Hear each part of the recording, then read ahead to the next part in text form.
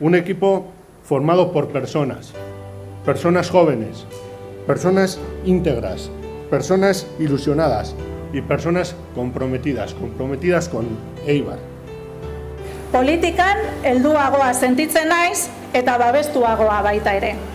Pentsauneban aukera bat zala, Eibarren alde lan itxeko. Hori da gure modeloa, eta hori da Eibarko Eusko Alderdi Jeltzalearen modeloa, ilusioa eta lana. Un equipo compacto, el equipo de EVA. Eta benetan talde balore horiekin, ez? Hemen dagoen diskursoarekin, baina hemen dagoen batipat, hemen dagoen energiarekin, ni ziur nago hemen ere irabazi egingo dugula. Con este equipo y con Eva Juez de candidata lo conseguiremos. Eta taldeari buruz zer egin dezake. Ezinbestekoa zarete. Eibartarrokin duzuen konpromesua eta lanerako gogoa apartekoa da benetan. Talde lanean gerala indartsu. Eta talde lanearen eskutikan proiektuak ateratzen direla. Guztiz osagarria gara eta proiektu on bat dugu.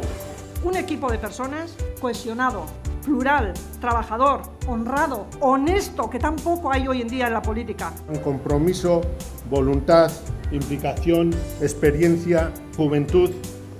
Argi dago gaztetasuna eta esperientzia ditugula.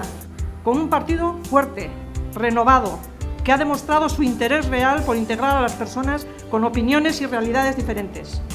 Aldaketa posible da Eibarren. Viendo este equipo y viendo esta afición, este partido lo vamos a ganar. Lo que necesita Eibar y lo que necesita Gipuzkoa es recuperar la confianza de la ciudadanía. EAJ indartsu eta berriztu bat dugu Eibarren. Agintea hartzeko prest eta prestatuta. Eibarko hiri eredugarri berri bat sortzen. Garai itxaropentsua aurrian duguna. Ekipo Darrisa. Hemen dago, PNV-an ekipo Darrisa. 3 hilabete barru, Eibarko udala gobernatuko daben ekipo Darrisa.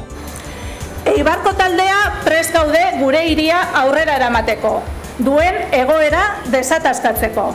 Nik uste gaur hemen emandan demostrazioa da, ez bakarrikan itxura, hemen ikusten da dagoela sakoneko gogoeta bat partekatua eta proiektua dagoela. Porque tiene un proyecto de futuro para Eibar. Con Eva y con el equipo de Eva lortuko dugu. Talde elektriko eta indartsu honekin lortuko dugu. Lortuko dugu, gora Eibar!